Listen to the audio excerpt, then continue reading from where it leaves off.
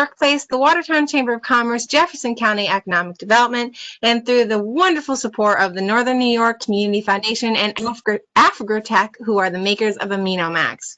A very special thank you to Jefferson Lewis Bosse's and, of course, Eli Stowicki for making this virtual career fair a reality. I am very happy that you could join us. My name is Celeste Opito, and I am the WPBS Education and Lifelong Services and Partnerships Manager. It is a long title that basically just means I handle education and outreach.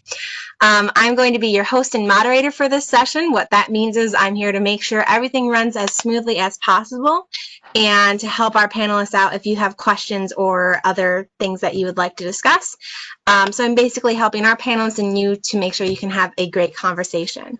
Today, our panelists are Peter Whitmore and Greg Patane. Greg is from Lowe's, and Peter, I think, is going to give you more insight into what he does because it sounds like it's a lot, and I don't want to butcher anything, so I will let him tell you that.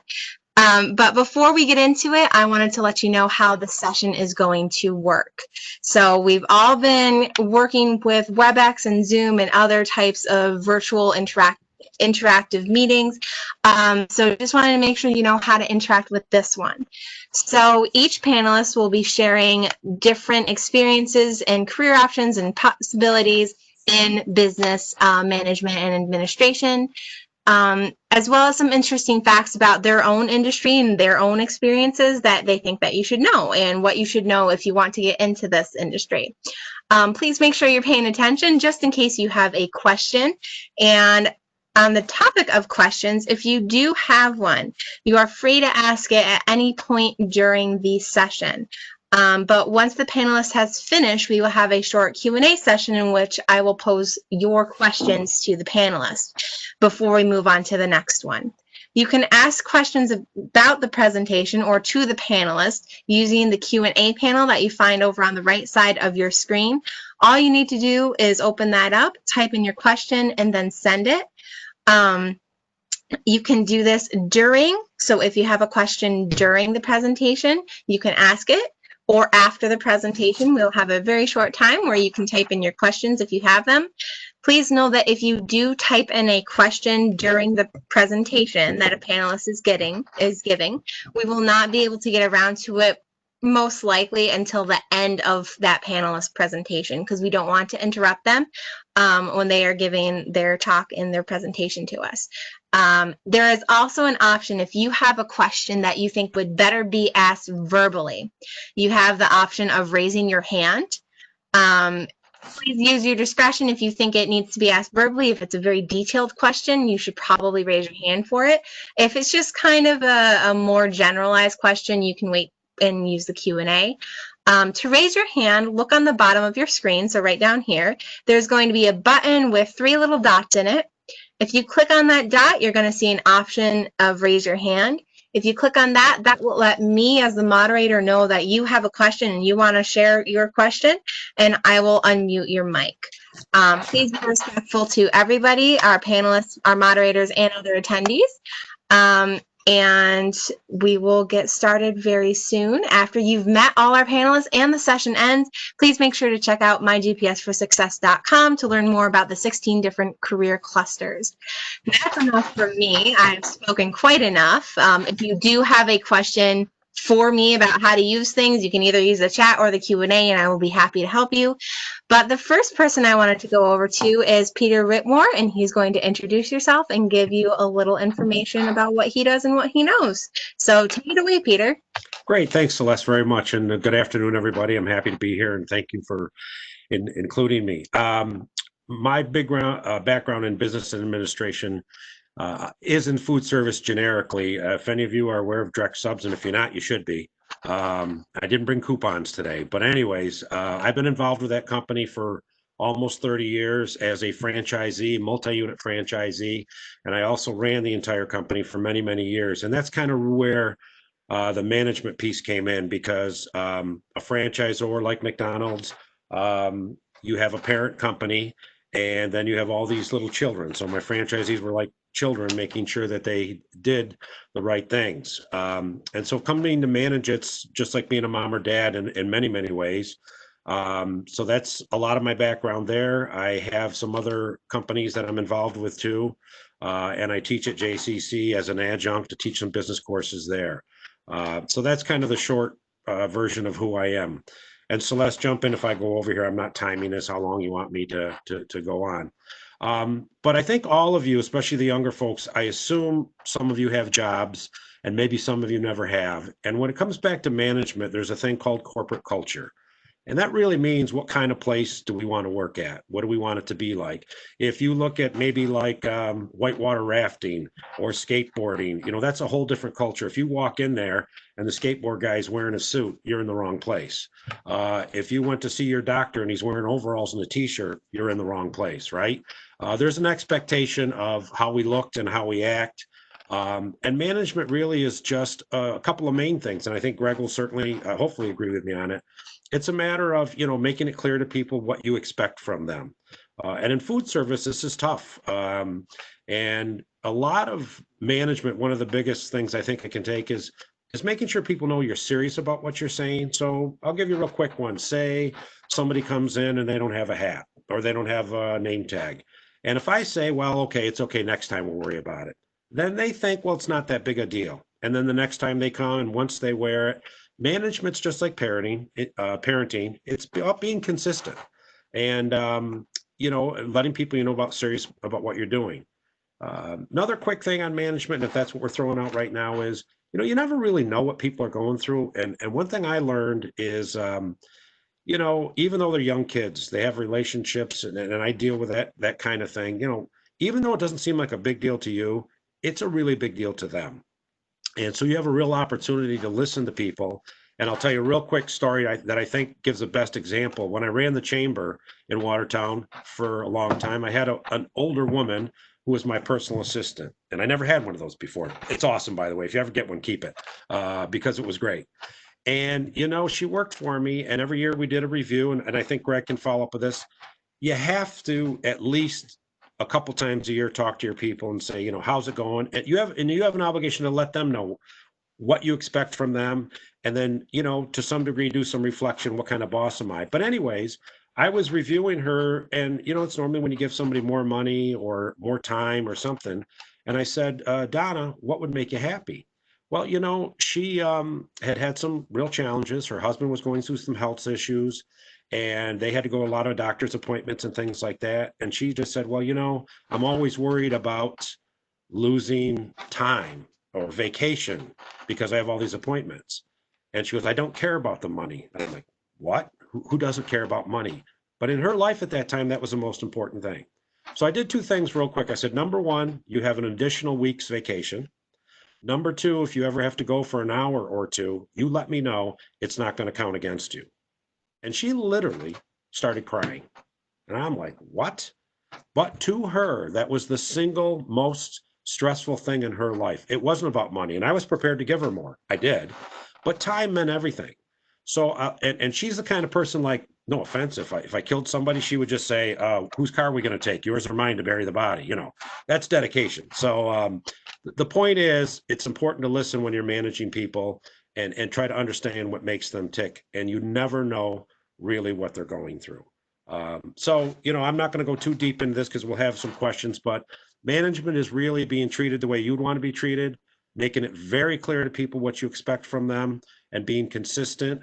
And then I think listening to them, you know what I mean? We've all had crappy jobs and you think of some of the bosses you've had. And I would beg you, if you go into administration and management, don't be that guy that you hated. You know, there was a reason. So I'll sign off with that so I don't take too much time, but that's just a place to get us started, if that's okay. That's great. Thank you. Can you tell a little bit about your background and your education to our students who are thinking about maybe I don't know how to get into business. I don't know what I should do. Can you tell us a little bit more about that? Sure. So I'm also an entrepreneur. I started my own businesses, and a lot of people that go into business think that, well, I want to do my own thing.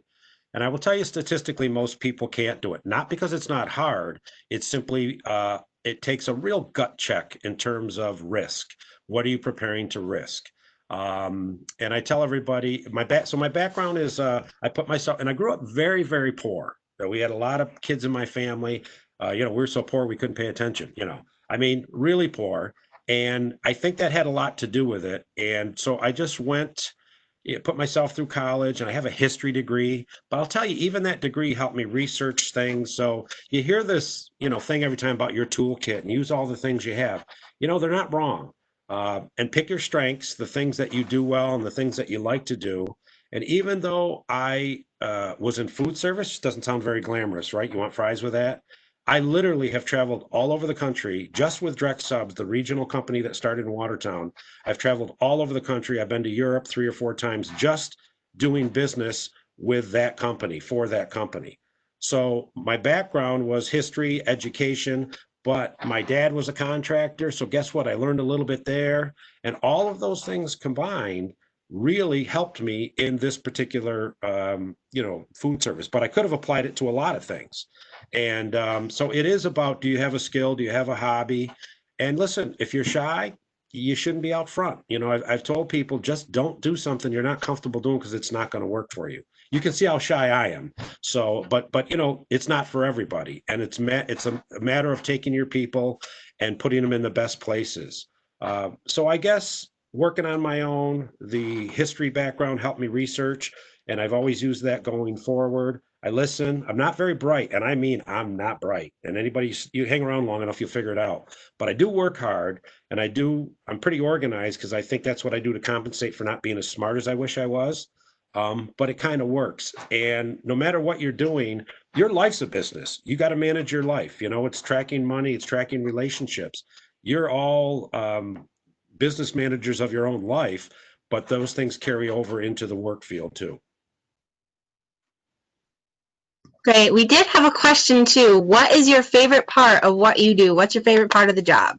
It's absolutely meeting people. No offense. I'm here right now because I got to meet people. So I started doing my job. You work with vendors, people in town, the employees. It's just, I love kind of working with people and meeting new people. And I'm on some boards and everything, quite honestly, that I've been able to do. I've traveled all over, and you wouldn't think in food service, like, really? I've visited factories where our foods are made. The marketing piece, there's food shows in Chicago, New York. So, you're thinking like a sub shop in Watertown, New York. How much fun can that be? I got to tell you, it's been a blast. I'm semi-retired now, but so the best part really has been just meeting people and going places. It's a great experience. And what are the hardest parts of your job? The responsibility. So if you get in a position, I'm sure Greg can follow up with this, there's a huge responsibility. I know every one of my people personally. Most of them I know their family. And back when I was running DREC, I had, 70 locations and 22 different franchisees. And every decision I made mattered. And that pressure of making the right decision it weighs heavily on me, at least me personally. So making decisions for, a $25 million company, it's a lot of responsibility. And the second hardest part is the buck stops with you. And this is why most people don't want to do it. Friday night at 5 o'clock, I think I'm done. Guess what? 2 hours later, an hour later, I get a phone call. You're not done. So that's the difference. Like you say, it's the responsibility and the time commitment is in leadership positions, business management. You don't get to clock out lots of times. What are some different businesses you work with, and what is your favorite business that you work with? So I have food service, obviously, the franchise business, which is very different. I do marketing. I have some properties that I run and manage those kinds of things. Um, Again, I think the one that's the most fun, when I say hospitality, I'm not going to show you my belly, but it's pretty big. It might not fit on the screen. I tell everybody that's R&D. I like to eat. And if I own muffler shops, what am I going to use? One muffler a year? It's so nice that I can drive by one of my shops and grab subs. That part's kind of fun. But in the hospitality and the tourism industry, and to a large degree, Greg can, I'm sure he likes dealing with people. That is the best part of it and the most fun is making people's lives a little bit better. It doesn't sound like much, but when people are hungry, you'd be surprised what a sub can do for them, and just, I feel like I've created opportunities for people. We've had a lot of people we've hired. They come back now. I'm so old. I'm almost dirt, but you see families and then maybe they're, hey, my mom worked in your company when she was a kid in high school, and you see that they've gone on, and although subs don't seem glamorous, you realize, hey, for some people it might have been their first job, or we brought a lot of people along that become franchisees and have done pretty well, and that's pretty rewarding. Great. We have a lot of great questions for you too. I think people are very interested. Where does the motivation to start your own business come from? So that's a great question. Again, this goes back to growing up poor. And when you're poor, you kind of, and I say poor, I knew different. When you don't have money, you know it. You see people with nicer clothes and nicer things. So part of that motivation was I just thought I wanted more things. But the business it was interesting. I worked for Direct first, and I saw all these franchisees doing pretty well, making money. And then all of a sudden the light went off. Again, I told you I'm not bright. It took a while, but the light went off, and I'm like, I can do what they're doing. And so my partner and I, we bought our first franchise years and years ago. And all of a sudden it was like, this was what I was doing every day. So the thing about getting into business, it's really just about being passionate about what you do and liking I was not passionate about subs. I was passionate about putting together something, and it could have maybe been anything besides sub shops, but it was so fun to build this kind of puzzle and put the pieces together. And you've got to be ready to accept that responsibility. You can't just point and say, well, we failed. I signed my home on the line to get money. And my wife and I are going to be living in a van down by the river. Look it up, Saturday Night Live, Chris Farley. But anyways, there was some risks that we were willing to take, and we knew that business and we were passionate about it. And I got to be honest with you, knock on wood, it's turned out pretty well. Excellent. I think that's all the questions we had for you right now, but that was wonderful, and I'm sure that a lot of people are thinking about their own businesses and what they might want to do. So thank you very much. We are going to move over to Greg. So Greg, whenever you're ready, take it away. Good afternoon, everyone. It's great to be here. Thank you, Celeste, and everybody for having me. It's much appreciated. So I'll start off by going over a little bit of my background. So I've been in retail for 17 years. So I started my career as a seasonal associate with Walmart while I was going to college. And it was just a temporary thing while I was going to college. At the time, I was going to college for graphic design at Mohawk Valley Community College. Because at the time, that's what I wanted to do with my career. But 2 years later, getting my degree, I thought to myself, you know what, I'm really good at this and I want to continue with retail. So I worked hard, got promoted to department manager. This was at Walmart. I was a department manager with Walmart for about 2 years, and then I got promoted to assistant store manager. Did that for about 3 years, and then store manager for some small box retail locations. After about 6 years of that, basically just wanted to figure out what I really wanted to do with my career. Because the favorite part of all of my aspects was always the HR side of the business, staffing, building the relationships with the employees. That was always the favorite part of the business for me specifically, because to me, it's great helping customers. I'll help any customer, anytime, anywhere, with anything they need. But to me, it's even more rewarding when I have an individual who works for the company that I see on a repeat basis, that I can assist on a repeat basis and build that strong professional relationship. So after quite a few years of small box retail management, I got a job as a human resources manager with Lowe's. So I did that for about 2 years. And then a position opened up for talent acquisition partner for the 14 store district in central New York. So I was able to get that position after a lot of hard work. And I now have 14 stores, responsible for staffing for every single one of them. I do all the hiring for all the store managers, assistant store managers. I'm responsible for every role in the entire store. And I have a bunch of people that work for me who support this process, but I essentially head it up. So having gone from seasonal associate, studying graphic design, to district talent acquisition partner for Lowe's, to me, I always like to tell that story because it's a testament of you can do anything that you want to do in retail. You just have to work hard for it. And really, it just goes back to, you don't know, like, you can figure out what you want to do in life as late as necessary. Like, I didn't know what I wanted to do with my career up until maybe 4 years ago when I joined Lowe's. When I got into the HR side, to the back end talent acquisition side, to me, you can start off with one thing, but then 10 years later, you may end up being interested in something else completely. And I worked really hard to try to get to that point. And what I love about retail is you get out of it what you put into it. So I went from seasonal associate all the way to assistant store manager, excuse me, now being at the district level. It truly is something that I'm thankful for, to be in this environment. And it's very rewarding because, like I said, I'm responsible for hiring all the store managers for all of my stores in the district. Talk to all these potential candidates, I get to kind of hear a lot about their experiences. When I talk to future seasonal associates, I hear about their experiences. And ultimately, my goal is just to find that diamond in the rough. I want to make sure I put the best person possible in that position based on their prior skills and experiences, whether it's a store manager, project specialist, whatever, whoever it is.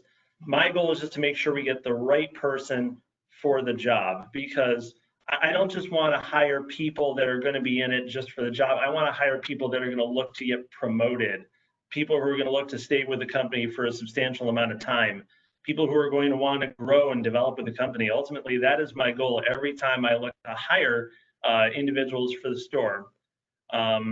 But I'm truly appreciative to be in the role that I'm at. And having worked for a lot of retailers, I always recommend Lowe's to anybody because of the way we take care of our employees. Peter made a lot of great points on how to treat your employees, and that's something that I think Lowe's does very well, in that we hold a lot of appreciation events.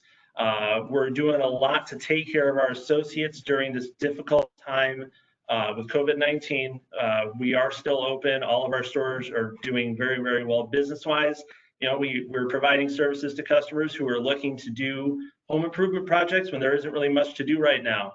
Other than home improvement, a few other things here and there. But it does, there's a lot that we're doing for our associates in order to support them through that process, because they're doing a ton to ensure that our customers and associates are remaining safe while at work. So they're taking all the precautionary cleaning measures, masks, social distancing, and one thing that we stress with our employees is if they are not properly following social distancing procedures, if we have an individual coming from the CDC or whatever organization and we are not following those procedures, that store could be shut down.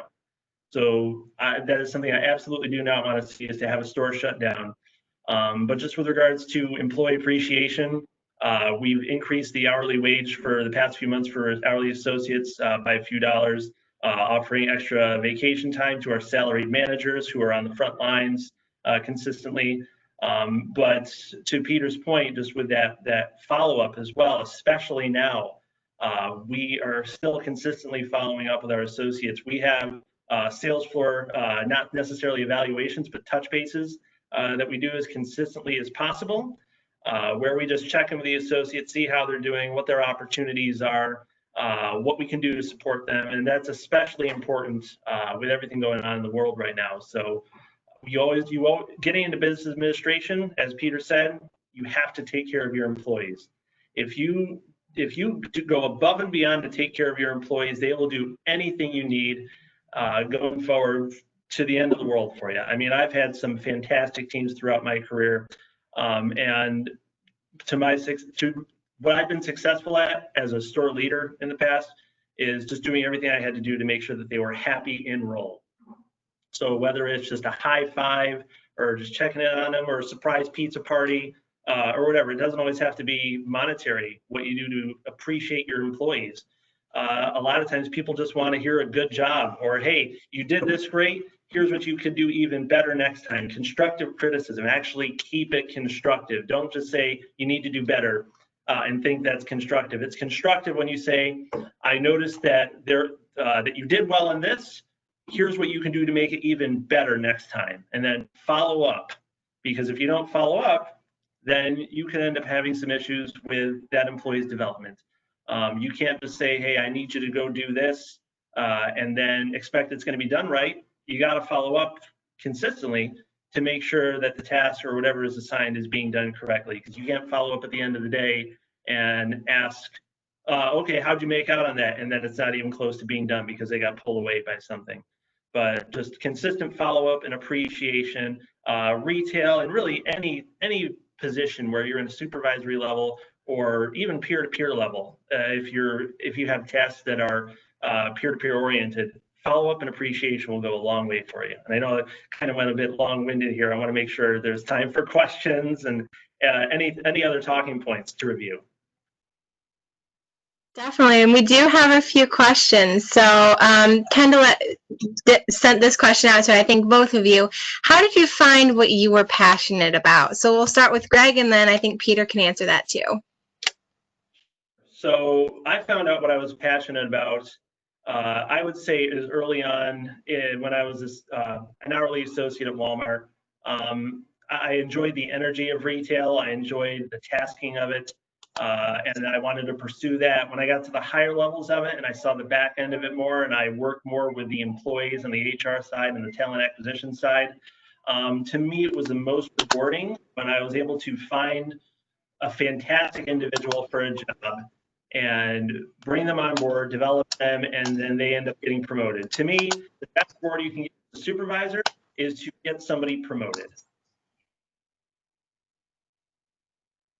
I agree with that too, and I'll be honest with you. I didn't wake up one day and say, "Oh my God, I can't wait to make subs." It was nothing like that. I can't wait to eat them, but I didn't want to make them. So, it's funny. The passion, and this is one of the things I would say with management and career things. Sometimes it hits you. So here I am in food service, and initially it was just a job out of college and all that. And then when I knew nothing about it, and it's certainly not a career I would have picked way back then. So a big lesson is, if you have a passion, absolutely chase it. But sometimes the passion comes to you. So then I would say to you, go out and try as many different things as you can. And you'd be surprised, all of a sudden you'll just find yourself gravitating towards a thing that maybe is meant for you. So don't panic if you don't feel passionate about, and it's got to be more than Call of Duty and smoking weed. That I don't think they pay for that. So, you got to move on to something else. So that's inappropriate, by the way, but I don't care. Fire me. So my point is, you'll either find it eventually or pursue the thing you have now. Or another way to look at it is find the thing that helps you do what you're passionate about. So a job should never be about just money. But if that job, and if you're happy, and my quick story is 5 years ago, I started diving, scuba diving. God, not diving, scuba diving. I cannot tell you it's changed my life. And it is absolutely what I'm passionate about. I've been diving hundreds of times and I love it. And so now I would do anything. I would go dig ditches now to be able to dive. So it would be great if you could combine those things. Even rock stars and professional athletes go home some night and like, oh God, I don't want to play another concert. Can you imagine that? Right? Mick Jagger's like, I'll take the night off because I'm bored. So even if it allows you to do something you're passionate about, that's kind of a win too. But if you can combine them together, but if you don't know what it is now, go do as many things as you can and you might walk right into it. Great, thank you. And play off of that too. Funnily enough, my sister is actually a scuba dive instructor, and she got around that in a very, very odd way. She started in marine biology and ended up doing food service, and then now she's managing construction projects at a golf resort and scuba diving and teaching scuba dive on the side. So you get to where you need to be somehow, but that's just a great story. That's so funny. She's my favorite sister, by the way. I like you, but I like her better. So. I mean, she does do a lot cooler stuff than I do, but I mean, I get to do career fairs, so that's fine with me. Yeah. Another question is, where do you gain the confidence and resources for leadership? This is a very good question. So we'll start with Peter and then go to Greg. So that's a great, great question. And I will tell you, I'm a pretty insecure guy, believe it or not. And I did not have that confidence. And that lack of confidence, actually, I had an opportunity to buy the company that I ran for years and made millions of dollars for everybody else. I had an opportunity to get it, and I did not have the confidence. Now, part of that, I'll be quite honest with you, you get the childhood you get the upbringing you get, and we all have skeletons. So part of that was just my growing up. And for whatever reason, I wasn't as confident. I've now grown into it. I have the confidence now to do anything I want. Nothing scares me anymore, but it's kind of too late. No, that's not true. It's never too late. But now I'm really happy. But it is about learning new skills and really getting good at what you do well. and I don't know how to say this, if you're a painter, if you're something, it does come to you and it does take time, but you do have to stick your neck out there a little bit. I'm amazed, like you watch American Idol and all this stuff, and a 16-year-old kid gets up there and just kills it. I don't, that they have that talent, but that they can go do that. I do public speaking. Most people hate it.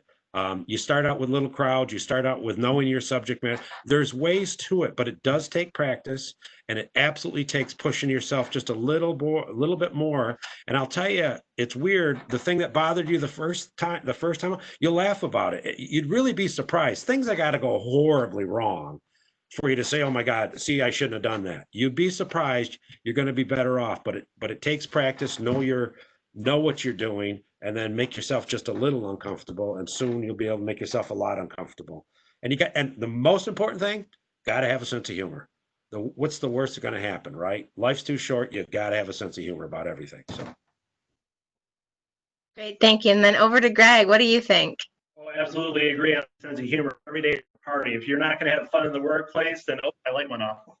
All right, we're good. You gotta have a sense of humor. Case in point, my light went off. But regarding the confidence and resources for leadership, one thing that I can advise everybody on, if you ever get into leadership, ask questions. Ask as many questions as you possibly can. If you have a group of peers that you're working with, ask as many questions as you possibly can with them as well. Best practice that I did in all of my So whenever you're in a leadership role, more than likely, you have some peers, either at other locations or somewhere else within the store. You don't want to ask the same questions to the same people all the time. And although it's good to have that relationship where you feel like you could, you do want to branch out and reach out to all of your peers or all of your resources to kind of build that professional relationship as well. Because you don't just want to say, hey, I'm just going to ask this one person 50 questions all the time. Nope, I have a whole list of my peers, 14 peers. I'm going to go down one at a time, ask a question to each and every single person. Because honestly, when you go through training for any kind of leadership position, you essentially are given the resources that you need to succeed. Where if somebody says, or if an associate or a customer asks you a question, a lot of times when you're new to leadership, you're going to end up saying, I don't know the answer, but you have to be able to say, I know where to find it for you. You have to be able to know what your resources are so you can say, okay, I don't know what the answer is, but let me go find it for you. Here's where the answer is located. And fast follow-up with anybody who does ask you questions is critical for leadership. You cannot leave somebody hanging for an extended period of time when a request is sent your way. So when you do that, and especially if you're new in a leadership role, if you're showing your team that you can provide quick solutions, quick and effective solutions, you can't just say, oh, it's over there. Quick, detailed, effective solutions. That will help boost your confidence, not only in yourself, but it will boost the confidence of your team that you are leading. Great, thank you.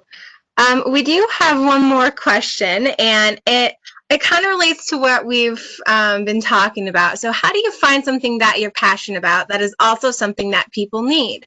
I'm going to chime in a little bit on this too, because a lot of things you will find, and I speak, purely out of my own knowledge, not of my experience, but a lot of things you'll find with retail business and dealing with any sort of business is that you find out pretty quickly what people need and what people don't. It kind of just comes with that experience.